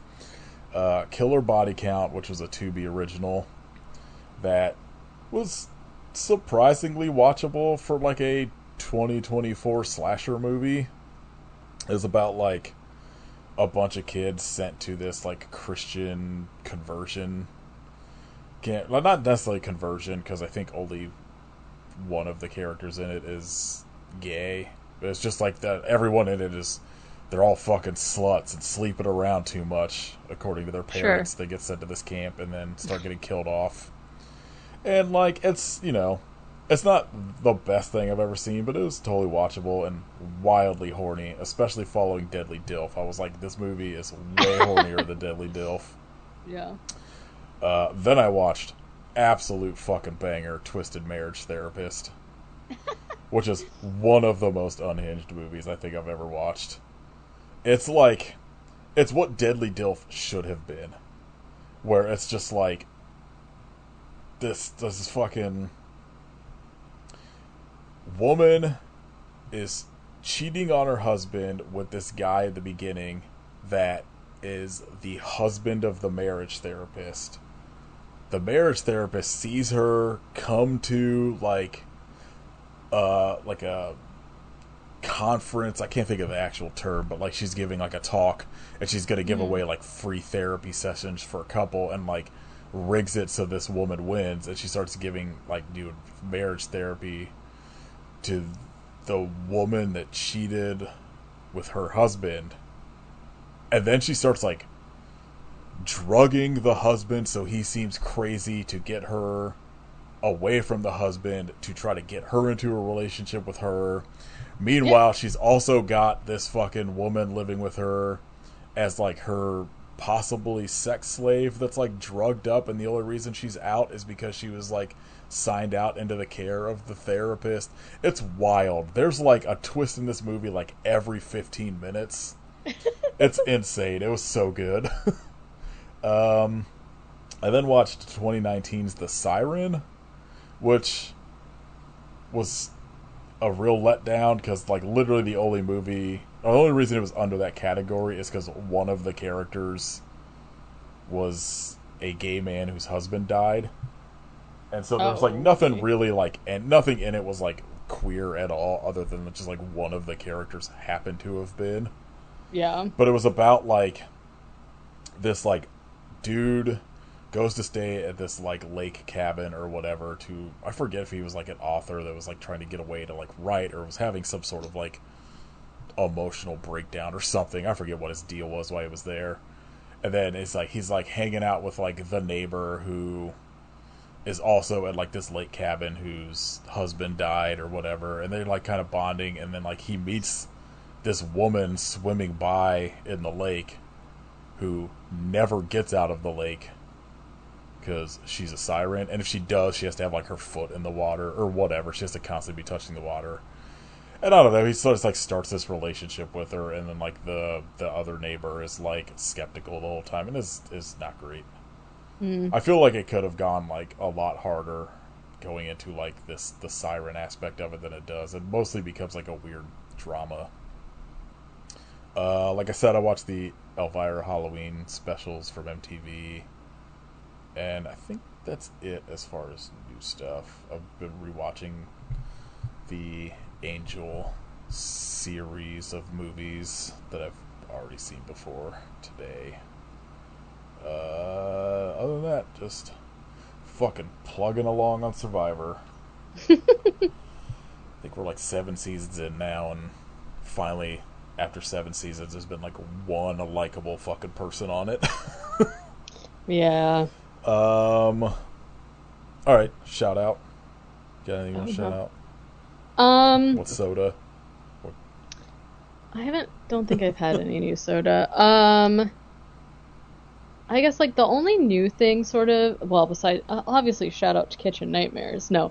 But the only other thing is like I did actually, except for the newest episode, catch up on the Seth Meyers Lonely Island podcast. Right.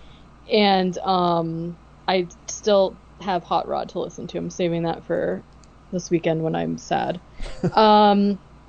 But I like didn't I did not really grow up watching a ton of SNL or like Mad TV, and like obviously there's certain skits from both of those things that like are in, like nostalgic to me or whatever, like ones that I found funny, but I wasn't like I watched it every week kind of person.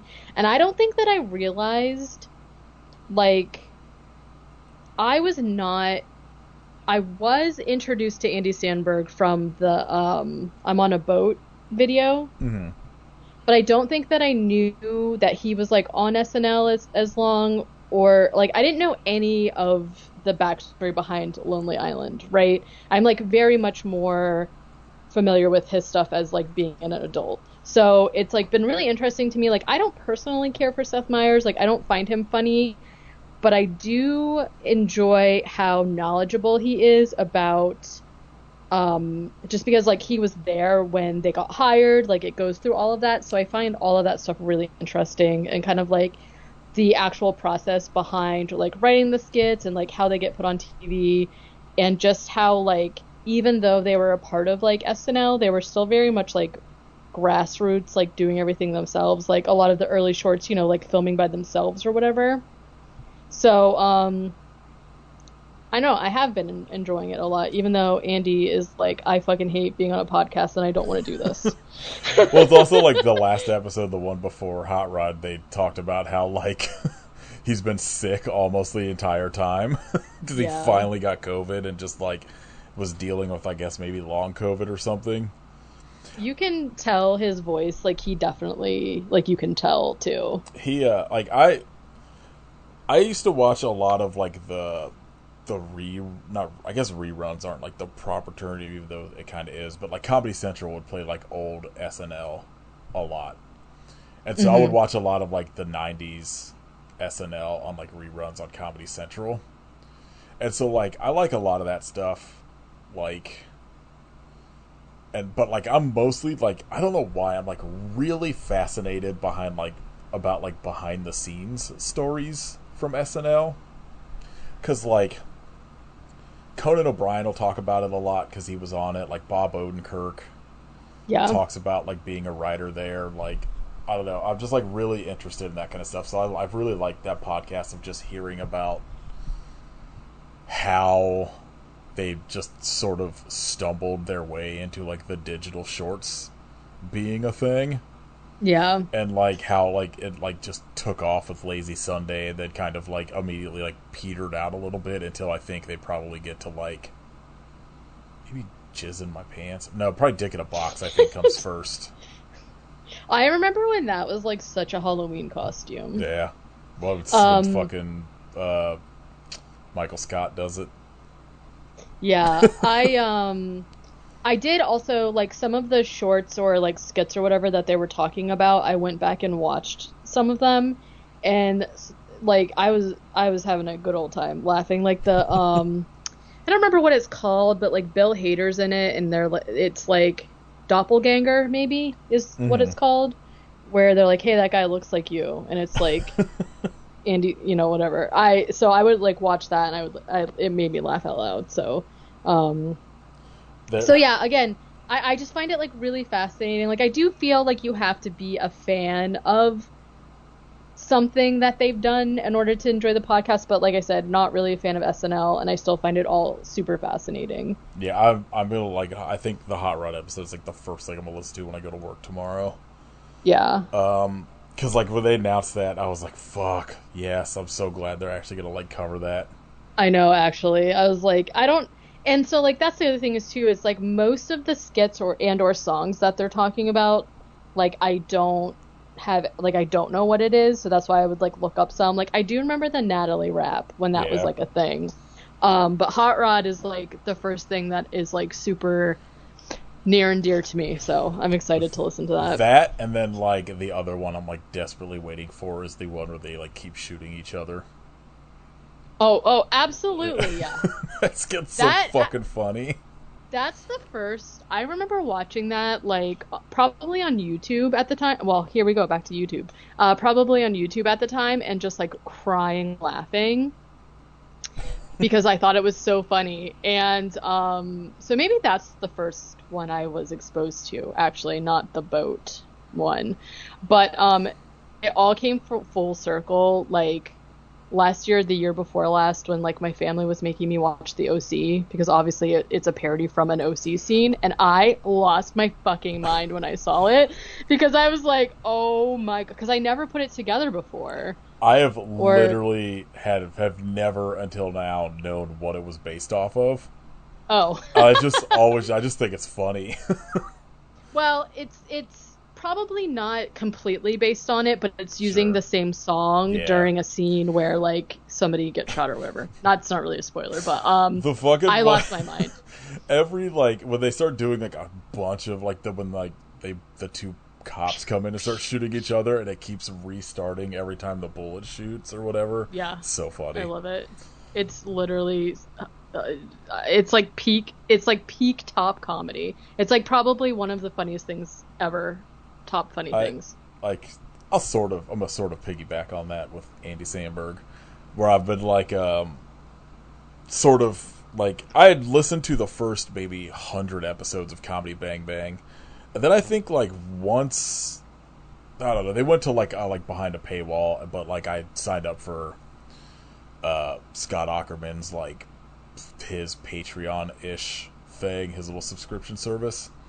And so I got access to, like, the fucking, I don't know, 1,000, like, 15 years worth of episodes of them. So I just started listening to them again.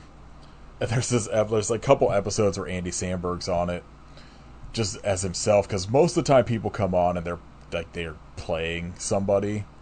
Mm-hmm. Like, Paul F. Tompkins has never been on it as himself. He's always a character. And so it's like how most of the show is. It's usually characters. But Andy Samberg plays himself. And then there's this Adam Paley I think maybe was on New Girl, plays Scott's weed dealer that just like interrupts the show, and they just have an episode that's a classic bro hang of just the three of them. Like, I don't know, it's really stupid, but it's very funny. Like, they just like hanging out. Like, at some point they go to like play, like, Scott in the early days would like bring in games he made up, and one of them was like I forget what it's called, it's like it's Hollywood something, and he starts playing this generic theme song, and Andy's like, he's like, I'm gonna rap over this, and just improvs a rap about Hollywood that is like stuck in my head all the fucking time, because it's like, it's Hollywood facts. And it's like the very end of it, it's like, it's Hollywood facts, y'all, whip out your dicks. I like love out of that. nowhere. I love that also, like, after that first rap short that they did, Andy was like, I don't like doing it. They're I all do like, not we like hate rapping. fake raps. We hate it so much, but it is kind of like what launched their brand or whatever, which I find so funny. I was gonna say something else, but now I don't remember. I had talked about it in like the Madam Web episode, where I had listened to they did an episode of Scott Hasn't Seen on Madam Web, and they spend the whole episode talking about the first like intro of it, talking about, we got someone from Sony sent somebody to come like talk to us, blah blah blah. Oh my god, but I hope it's Dakota Johnson, maybe Sydney Sweeney's here, they're gonna talk to us about the movie. And then they're like, all right, well, we're gonna go watch the movie now, and it does like the fake ad break or whatever, and they come back and it's a character named Tony Sony that's that owns a pizza place called Tony So New York, so Okay, Sony, and it's like played by this like comedian named Lily Sullivan, who, after I've listened to a couple episodes of her on the show, I'm like, is convinced maybe one of the funniest people on earth. But they're going on tour like right now, and so when they go on tour, they'll release that live episode like as soon after that episode like is done as it can. Like, they'll do like a quick edit and release it. And they did, I think, a 15th anniversary of Comedy Bang Bang at like this Netflix is a Joke festival, and she came on it as Tony Sony, and it's so fucking funny. It's she's just like got the worst Italian accent and won't start talking about her guma, and like all this, I don't know, it's so funny. I don't know why I remember what I was going to say. There's a running gag on the podcast too, where like the intro song was like this weird like barbershop quartet kind of like Seth and the like. And at one point, one of them says like, "What's going on with the theme song?" So then after that, they do like a different theme song every time or whatever. But then I don't know if it was the very first episode, but it was early on. They started doing what's called Seth's Corner, where it's just like an opportunity. There's an opportunity for Seth to talk about like what he wrote that episode. Right. And so I think one of them says like, "Oh yeah, okay, let's start Seth's Corner. Go ahead, Yorm." And Yorm is just like, "It's Seth's Corner, here it is. We're all here. Go ahead, Seth." And they kept that. It's just like it's so funny because they kept it as like the intro to Seth's Corner, and every time I hear it, it makes me laugh. It's so funny. I can't wait. Like they said, they teased they're going to do an episode on the fucking fake rap that Seth wrote as like a before SNL thing or something like that about whatever the fucking, it was about a food, I forget what it is. The thing I really like is that like I think they mentioned in like that last episode something about like not to give away when this was recorded, but it's like very clearly they've recorded a shit ton of episodes in 2023 before they started releasing them. And so like I love that like they've spent however many episodes now having zero idea what the podcast was gonna be. Like no fucking theme song, nothing. Like they had like nothing, and it's still going on where they're just like, I don't know, maybe we'll have a theme song this episode. Yeah, we're like, we don't know what this is going to be anyways, and it's been like so many episodes. But yeah, I don't know, it's been surprisingly enjoyable for me because like I don't know, it just doesn't seem like the kind of podcast that I would be listening to, but it's been extremely enjoyable. So it's like I had started listening to, I think it's called Fly on the Wall. that's Dana Carvey and David Spade, where they literally just have SNL people come on and talk about it, but they're both kind of intolerable to listen to. So I'm glad this one exists. And like Conan Needs a Friend started out, they talking about SNL a lot, and then that like has blown up into this whole fucking other thing. Conan is so funny. Conan is like legitimately maybe the person most responsible for my sense of humor outside of like The Simpsons, which also like, you know, he was a writer on The Simpsons, so it works, but I fucking love Conan O'Brien. So funny. Alright, next week we're gonna get back into dumb bullshit with Deadly Mile High Club. Can't wait. This movie better be hornier than Deadly Dilf, or we'll be very upset. It almost has to be, but we'll see. There's gotta be at least one sex scene in the fucking plane, and it better be better than the fucking garbage in Deadly Dilf. I don't know, we'll see. Just, somebody make one of these, well, I don't know. We should have done the fucking marriage therapist one. That movie was insane. I am all in on like whatever Tubi's black horror movies are, because that movie was fucking incredible. That's on I feel Tubi, like so that I haven't watched it yet, obviously, like I probably will, but I feel like that is more representative of like old school Lifetime movie network that I think shenanigans. I think is a Lifetime movie. Okay. I believe. Let's see. Because that's the kind of shit that would be happening back then, too.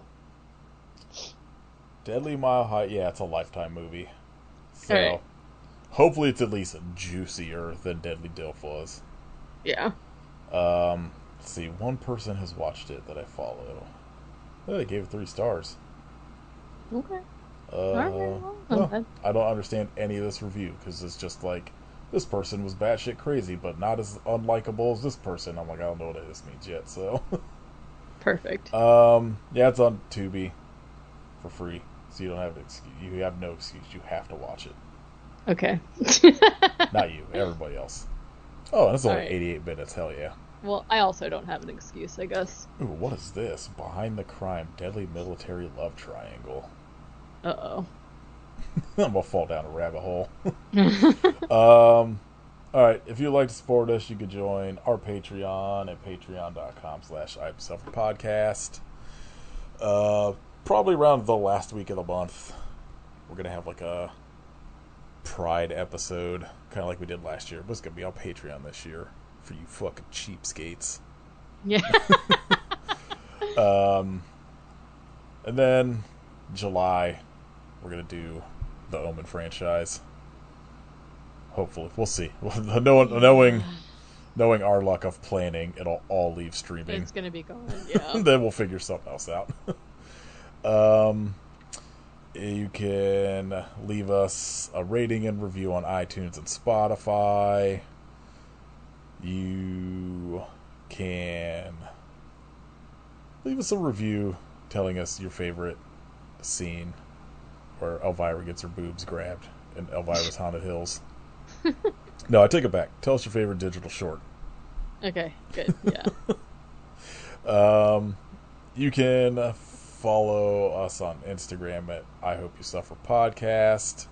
You can follow Kit at Hidden Kitstery and Kitrification of Blood. You can follow Katie at WerewolfFace and join Katie's Patreon at patreon.com/werewolfface. What won your poll for, is it not the popsicle ones that I wanted? Yeah, sorry. Rude. Everybody's rude. It is, my poll was pop culture characters, but they're the weird popsicles with gumball eyes. I'm really actually bummed because I was going to do Zach Baggins, so maybe I'll do it anyway as a bonus. Hear me out. We need a new I Hope You Suffer shirt at some point. Okay, yeah. Just for no fucking reason. Just Zach Baggins as one of those fucking popsicles. Could be. I do also have a Twilight the Lighthouse crossover image that I made for a t-shirt I just need to figure out where our t-shirts, our merch is going to be now that Store Frontier disappeared. And the other thing to pick was 90s slash 2000s mom kitchen aesthetic. And I assume, well, 3 people voted for it, so people know what it is. I can't believe the popsicles did win that. It seems so obvious.